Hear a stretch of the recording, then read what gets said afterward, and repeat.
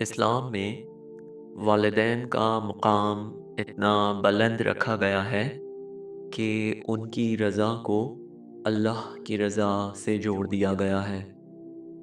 حضرت علی رضی اللہ تعالیٰ عنہ فرماتے ہیں، والدین کی اطاعت اللہ کی اطاعت ہے، اور والدین کی نافرمانی اللہ کی نافرمانی ہے۔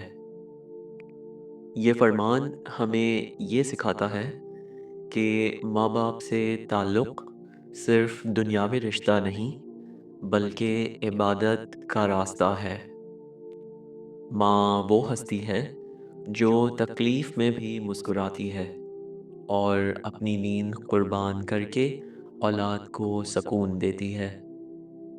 باپ وہ سایہ ہے جو خود دھوپ میں جلتا ہے تاکہ اولاد محفوظ رہے۔ ان دونوں کی خدمت اللہ کے نزدیک سب سے پسندیدہ عمل ہے۔ حضرت علی رضی اللہ تعالیٰ عنہ کی تعلیمات ہمیں یہ بھی سکھاتی ہیں کہ والدین سے بات کرتے وقت لہجہ نرم رکھا جائے، ان کے سامنے آواز بلند نہ کی جائے، ان کی بات کو بوجھ نہ سمجھا جائے، اور ان کی ضرورت کو اپنی خواہش پر مقدم رکھا جائے۔ یہی ادب ہے اور یہی ایمان کی پہچان ہے۔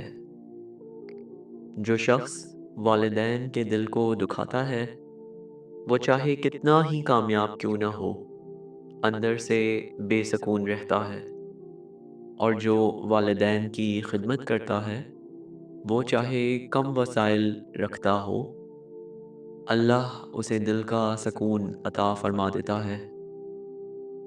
حضرت علی رضی اللہ تعالیٰ عنہ فرماتے ہیں، جو اپنے والدین کا احترام کرتا ہے، اللہ اس کی عمر اور رزق میں برکت دے دیتا ہے۔ یہ برکت صرف مال میں نہیں ہوتی، یہ دل کے اطمینان میں بھی ہوتی ہے۔ آج کے دور میں انسان دنیا کی دوڑ میں اتنا مصروف ہو چکا ہے کہ ماں باپ کے پاس بیٹھنے کا وقت نہیں نکلتا۔ لیکن ہمیں یہ یاد رکھنا چاہیے کہ والدین کی دعا کے بغیر کوئی بھی کامیابی مکمل نہیں ہوتی۔ ان کی ایک دعا بند دروازے کھول سکتی ہے، اور ان کی ایک بد دعا بنتی ہوئی زندگی کو روک سکتی ہے۔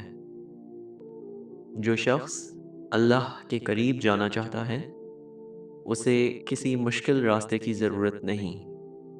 وہ اپنی ماں کے قدموں میں بیٹھ جائے، اپنے باپ کے ہاتھ چوم لے، ان کی خدمت کو عبادت سمجھے، اور ان کی خوشی کو اپنا مقصد بنا لے۔ یہی سب سے آسان راستہ ہے اللہ کی قربت کا۔ آخر میں، جس گھر میں والدین خوش ہوں، وہ گھر رحمت سے بھر جاتا ہے۔ جس گھر میں والدین راضی ہوں، وہ گھر جنت کا نمونہ بن جاتا ہے۔ اور جو انسان اپنے ماں باپ کا حق ادا کرتا ہے، اللہ اس کے ہر قدم میں برکت رکھ دیتا ہے، کیونکہ والدین کی رضا میں ہی اللہ کی رضا ہے۔